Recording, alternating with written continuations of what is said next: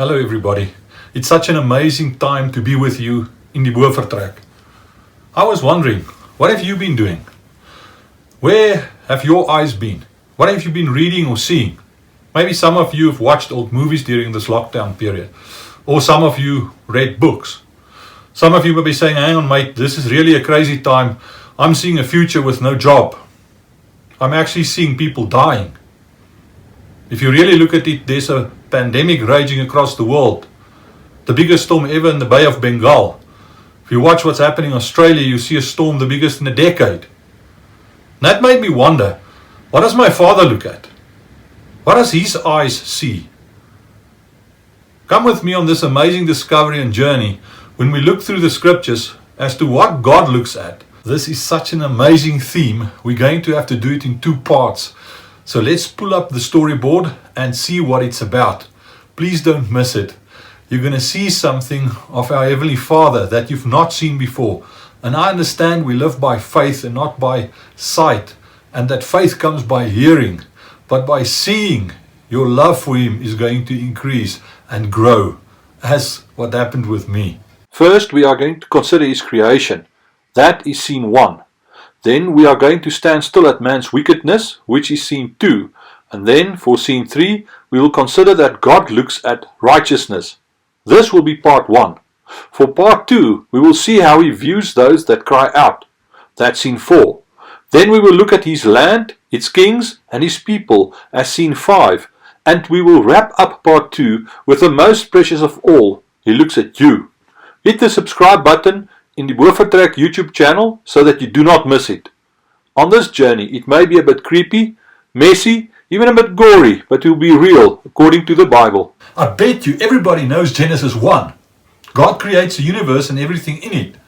But let's check this video, and I'm going to stop it because I want to show you something in it which you may not have seen. In the beginning, God created the heavens and the earth. The earth was without form and void, and darkness was on the face of the deep. And the Spirit of God was hovering over the face of the waters. Then God said, "Let there be light." And there was light. And God saw the light. Stop! Did you notice? God saw. And 7 times God saw. In verses 4, 10, 12, 18, 21, 25 and 31 we read that God saw. The Hebrew word is ro'o phonetically. He did not smell or touch or sense it, He saw it. It is God's creation and He loves to look at it. 7 times. And 6 times He says it's good. The 7th time He says it's very good. Now remember this word ro'o. So how powerfully does God look at something? Hebrews 4:13 tells us that everything manifest in His sight is laid bare before the eyes of the one to whom we all will have to give account. Now that manifest, that everything is natural and supernatural. It's anything. And it's laid bare or exposed or naked. The idea is that you can't cower or put a cloak over or disappear. You are pulled by the neck and you flayed and you open and you're exposed. And that's what it's about. Talk about having X-ray vision. In Luke 9:38 we read about this dad who had this son that was demon possessed, and he made the son foam in the mouth and it was just horrible. So the dad asked Jesus, "Please look at my son." And Jesus said, "Bring the son over here." Now what we've read in Hebrews 4:13, we know what's going to happen. That demon is going to manifest when it comes into Jesus' sight. And that's exactly what happens here. As they were still approaching, this demon threw the son down. But Jesus dealt with this demon. We see a similar thing in Mark 3 verse 10 and 11, where Jesus healed many. But as these impure spirits, as these demons came to see Jesus, they came into His sight, into His presence, they threw the people down and cried out. Now, understand something here, that when you have the Holy Spirit living in you, you may just start seeing impure spirits and demons manifesting around you. Job 26:6 tells us that even hell is naked before Him, and destruction has got no covering. Everything is bare and open. Now understand that hell is a created place, And Satan doesn't rule there. It's the destiny of Satan and everyone that follows Satan.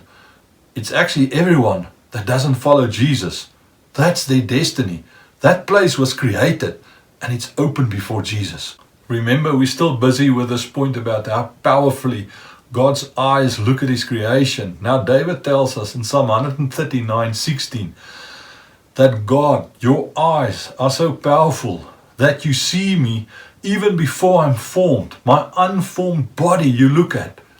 Isn't that beautiful? Isn't that wonderful that God looks at us with his eyes and he sees us when we're still not there, when we're not existing. It's just so mind-blowingly beautiful that he looks at us and we're not there, but he sees us already. And that's our Father. That's how he views his creation. Scene 2, man's wickedness. In Genesis 6:5, God saw the wickedness of man. How completely did he look at it? Revelation 1:14 tells us his eyes are like blazing fire. And in Revelation 5:6, he says the Lamb had 7 eyes like the sevenfold Spirit, and it also repeats from Zechariah 4:10. The 7 are the eyes of the Lord, which ranges through the whole earth. So how completely did God look at this wickedness? Number 1, it was great on the earth. Number 2, every imagination of his thoughts. Number 3, of his heart. Number 4, was only evil. 5, it was continuously like that. 6, not only his imagination, but also the purposes and desires. It repented the Lord, and it grieved him, says verse 6, that he made man. Verse 12, God looked upon the earth, and behold, it was corrupt. All flesh had corrupted his way. The corruption here is not the Nephilim story. Look at what happened with Samuel. We would think a prophet like Samuel would know this, but God tells him in 1 Samuel 16:7, do not consider his appearance and his height, for I have rejected him. The Lord does not look at things like people look at. People look at the outward appearance, but the Lord looks at the heart. So these verses from Genesis, how do they apply to us today? Well, if we look at Matthew 17 verse 17, Jesus speaks about an unbelieving and perverse generation. It's a similar line that Peter used in Acts 2 verse 40, where he talks about saving yourself from a scolly generation. It's the word corrupt generation, the Greek word skolios that Peter uses there. It's not the same word Jesus used, but it shows the bendness, the crookedness, the not being straight, the continuously corrupt nature of the generation we're living in. And isn't that what we're seeing today? Scene 3, righteousness. And in Genesis 6:8, Noah found grace in the eyes of God. Now, who did this? It wasn't Noah. That was our Father. It's God that did that. In Genesis 7:1, the Lord speaks to Noah and tells him to come into the ark because the Lord has seen Noah's righteousness before the Lord in that generation. Now, in these wicked days that we're living, are the Lord not looking at you, sir, you, ma'am, in your household, to look at the righteousness there? In Genesis 9:16 and 17, the Lord made a covenant with a sign for him to look at and to remember. As if God can forget. It's for us to remember. In 1 Peter 3 verse 12, we see that the eyes of the Lord are on the righteous, and his ears are open to their prayers, but his face are turned against those that do evil. So we see in the Old and New Testament how God looks at this righteousness, but there's such a nice passage in Jonah 3 verse 10. You remember the story where Jonah had to go to Nineveh, and the passage tells us that God saw what they did and how they turned from their evil ways, and God relented to bring on them the destruction that he threatened. Isn't that beautiful? And next time we're going to look at those that cry out, part 2.